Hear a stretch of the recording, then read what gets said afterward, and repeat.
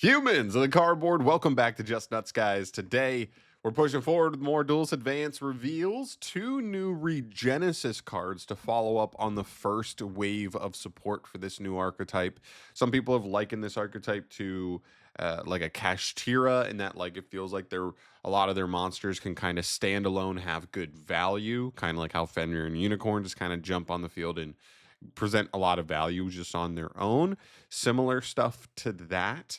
Um, and I like the first wave. I actually might be cooking something up post Alliance Insight, so we may see a deck profile on the channel when that drops. But yeah, this is our follow up wave here. It's a new normal spell and a new normal trap for the archetype. Let's see how they go. So starting off here, we start with Regenesis Pentateuch. This is a normal spell card. You can only use the first and second effect of this card once per turn. If you control a monster with 2,500 original attack or defense, I like that it's or, that does open up the door for non-Regenesis monsters to turn this on. Target one card your opponent controls, or you can target two if you control Regenesis Lord. Banish that card or cards. Okay. Second effect, if this card is in your graveyard, except the turn it was sent there, you can banish it to special summon a one monster with 2,500 attack or defense from your hand. Man, this card's kind of cheeks. It has Regenesis in the name, so it's searchable, which makes it a little bit better. But like, it just says target a card on the field and banish it.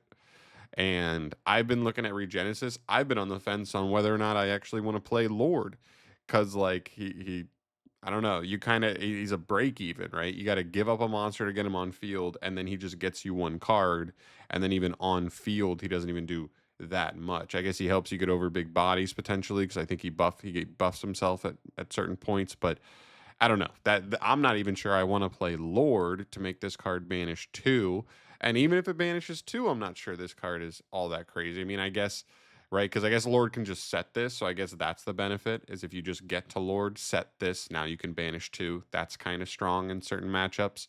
But how often is your opponent allowing you to get Lord, resolve Lord to set, and then still have nothing and just allow you to banish stuff like it? You know what I mean? If it's the kind of thing where everything needs to go right in those scenarios. But this card is super, super just okay. Like, there's a world where this is a one of for certain matchups, and like going second, like setting this into a board and then using it to finalize breaking a board could be really nice. But outside of that, I struggle to see like the points in games where this card's actually putting in that much work. So just okay to me, to be honest.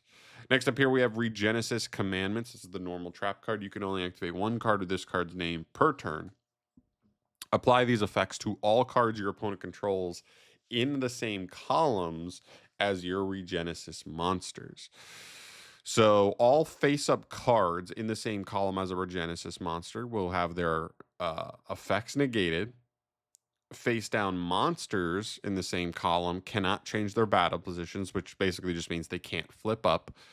And face-down spell or traps cannot be activated until the end of the next turn. So a couple of pretty cool aspects here. This card would be so different if it was a continuous, and then like every turn as a continuous, you could just fire this and then like put all three of these things into effect. My problem is with these at this point in time is we're not playing Mech Knights here.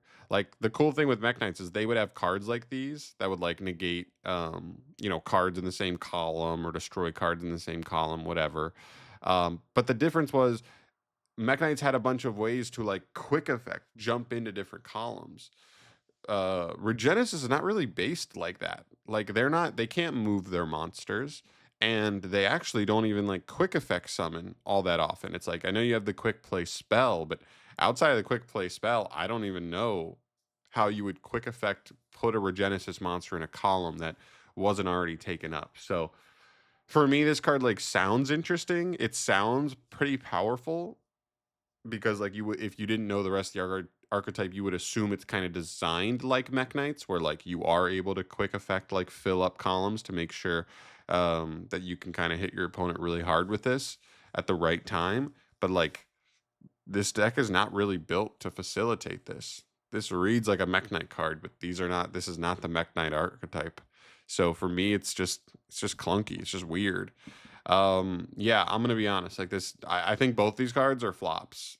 There's maybe a world where you play one copy of the spell because you just want the ability to clear something problematic, or what if maybe it's you don't have an out for Chaos Angel in the Regenesis engine and you need to find one there, stuff like that. Like outside of that, like I don't see the trap seeing play really, because your opponent can just play around the columns fairly effectively, and I'd rather be getting Birth anyway, because Birth is engine while also being a disruption like every single turn, which is just plainly better.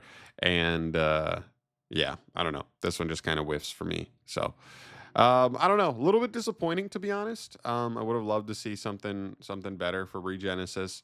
Um, but we'll keep an eye on it. I still think they can improve Regenesis, because as much as I think the engine is cool and has Kashtira aspects to it, it still feels a little bit worse than Kashtira overall. At least like in the starter department and like kind of getting things going. So I don't know. That in that regard, it almost reminds me a little bit of like Therian, because that archetype had problems with getting started. That's why we've only really seen Regulus and can't remember the plant one's name. Yeah, Regulus and the plant one like teched in other decks like machine and plant based decks, but we haven't really seen them like Therian be its own full on strategy at any point competitively. So I don't know. Maybe in the next wave, you would expect that they're going to get at least one more wave here from a core set. So in the next core set following Duelist Advance, hopefully we'll see maybe another couple cards, and they'll help really round them out into full form. But luckily they still have a solid first wave anyway. So these cards, don't make or break them necessarily. They still are going to have a chance at being a solid rogue deck, or even better. Who knows? But yeah, we'll keep an eye on it. So there you go. That finishes that. I think that leaves us with 7 unrevealed cards coming down the pipeline for Duelist Advance. Those are all coming in the next 4 days, because that's when the set comes out in the OCG. So I'll keep you posted on all those cards as they get revealed day by day. So subscribe to the channel to stay up to date on all things Yu-Gi-Oh news. But I'm out of here for today. Thank you so much for watching, as always, guys. Let me know your thoughts on these. Let me know if you think they're better than I'm giving them credit for. I know I'm kind of poo-pooing them, but they really didn't impress me. So let me know if you're finding more use from these than I seem to, because I'd love to hear somebody else's thoughts, and maybe it'll open my eyes to something I'm not seeing here. So I'll see you in the next one. Thanks for watching. Peace.